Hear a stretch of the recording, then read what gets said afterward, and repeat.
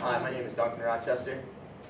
And I'm Benjamin Jort, and today we're here to tell you about the history, the installation, and the future of wind power and wind turbines here at Alfred State College on the Alfred campus and the Wellsville campus. Alright, so fossil fuels were traditionally used to produce energy. However, they are not environmentally friendly or sustainable. And alternative energy uses are going to be a necessity in the future. Wind power has always been used by humans, along with many other different sources of renewable energy. Initially, wind power has been used for the pumping of water, the grinding down of grains with windmills, and even sailboats just to use the wind to get across the water. The first interconnected windmill system was created in Denmark, and this used the power of the wind to harness the power and then use it as electricity for whatever you need. And if it's not transferred directly into an application, sometimes that wind power can be stored into batteries. Yeah, there are actually three different types of windmills. There's that are direct connected to something that's utilizing the power right away, and then there's the intergrid connected, which it goes onto a grid system, and then there's also a hybrid that has a battery system and the grid system, so it utilizes both. But in the late 1990s, Dean Clark of the Wellsville campus, he received grants through NYSERDA, which is the New York State Energy Resource and Development Authority, to purchase these three small turbines: the Berge 1 kilowatt, the Proven 2.5 kilowatt, and the Windspire 1 kilowatt. Here we have a picture of the Berge 1 kilowatt. So they helped introduce students into the alternative energy sources. They weren't necessarily used to offset power usages on the campus of Wellsville.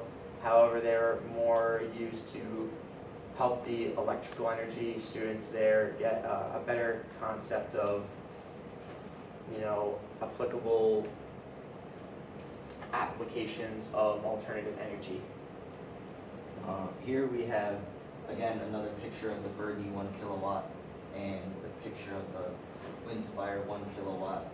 To give some perspective, the 1 kilowatt, that's just the maximum amount of energy it can produce within 1 hour.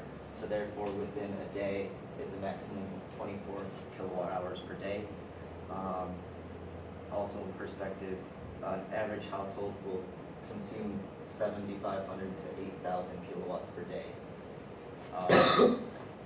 To show that this was not intended for actual practical energy source, the location of them on the Wellsville campus, one of them is right next to a building and the other is kind of in a field, but there's not much wind because it's the middle of the valley compared to on top of the hill. So sure, it's great in theory, and they're great examples over on the Wellsville campus, but they're not great for energy output. See, location is extremely important, and there's so many factors to look at when you're deciding where to put your windmill. So, some factors to speak about are surface elevations, average annual wind speed, the accessibility to a grid system, and the accessibility to maintain it.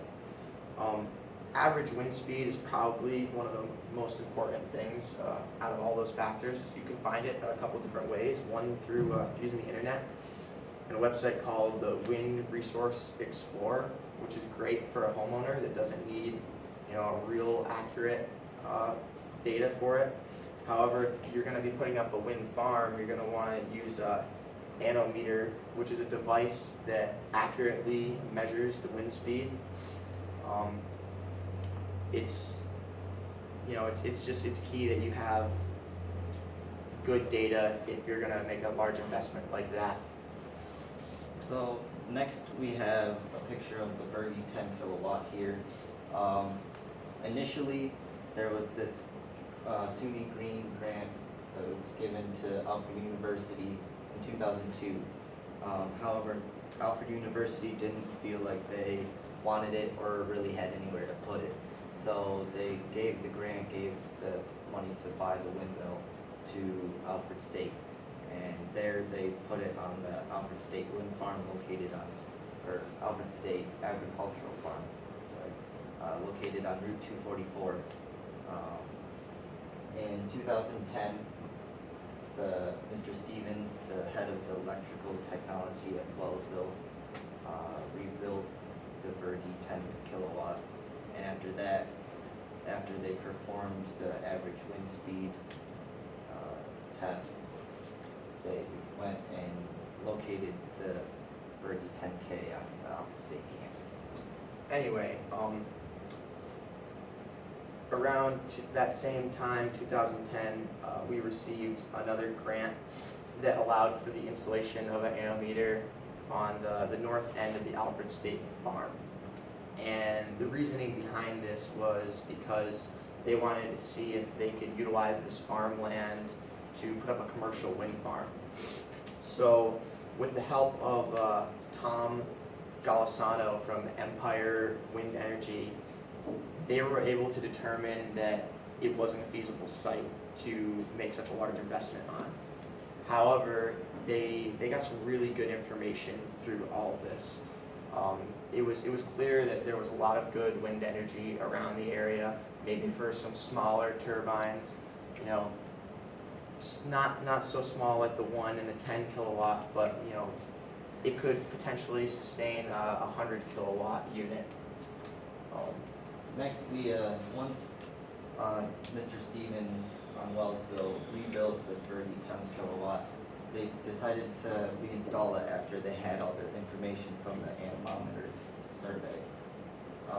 So from that info, they placed it on the north side of the football field, and so it's constantly spinning by the football field, and it's a net grid system which goes directly towards offsetting the football lights up at the Pioneer Stadium. The 26 highly powered football lights are only turned on every couple times a year. However, they're very draining, but this running all the time is able to offset that energy requirement. Essentially, this net grid system, it hooks onto the meter and it actually spins the meter backwards. So at the end of the day, the electrical company is buying the energy back, and that cost, that savings, is making enough to offset the costs of those running of the football lights. So here we have this northern 100 kilowatt turbine. Now, it was 2015 we received grants from NYSERDA and the ARC, which is the Appalachian Regional Commission.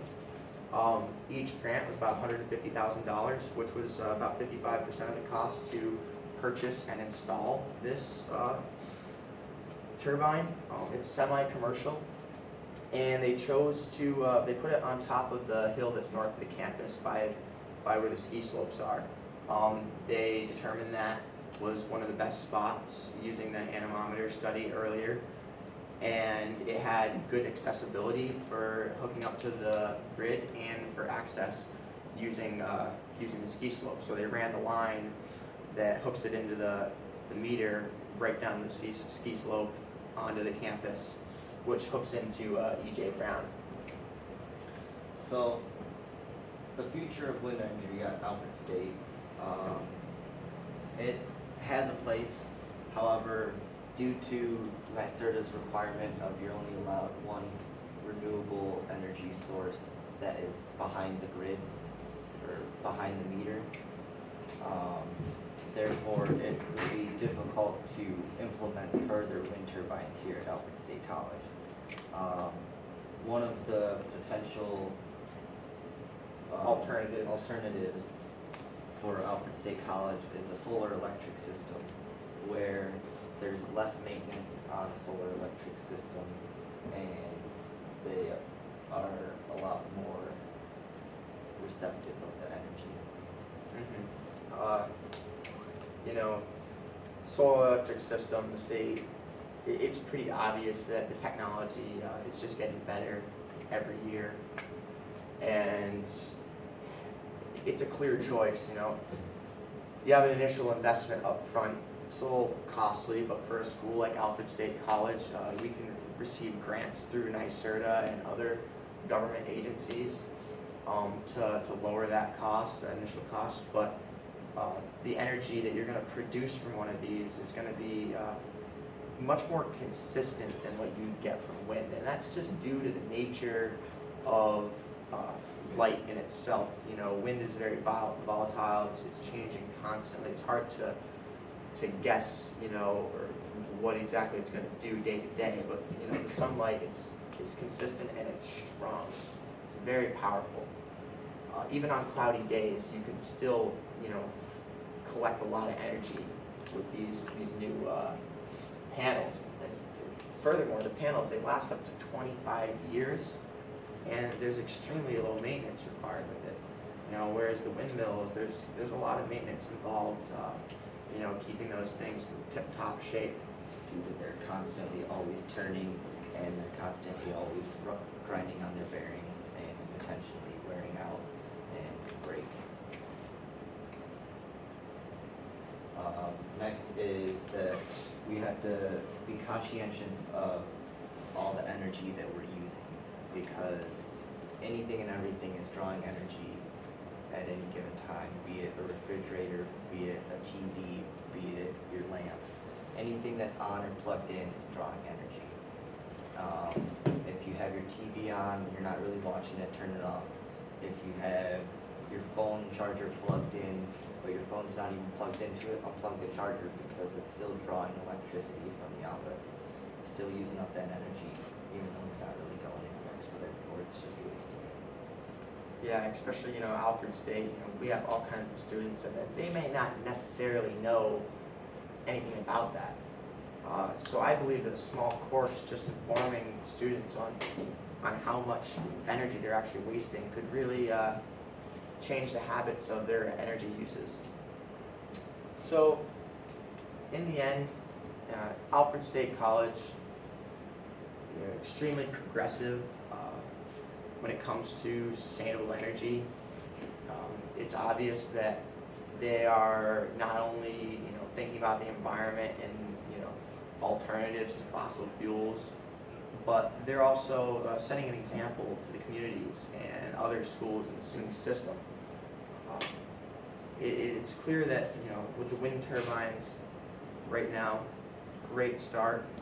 You know, what we were given, the opportunities to be able to use those, definitely a solid foundation. However, you know, with, you know, technology, the technological advancements in the solar electric field, it would be advantageous for us to move on and get rid of the turbines and switch over to the solar electric systems, as some other schools have already done, like SUNY Delhi. But in the end, you know, not only Alfred State College needs to look at sustainable energy, humanity does, because these fossil fuels, they're just, you know, terrible for the environment, and We're gonna run out of them here soon. And if we don't start finding a new way to power everything, we'll be out of power. so that concludes our presentation on wind energy at Alfred State College. Thanks a lot. Thank you.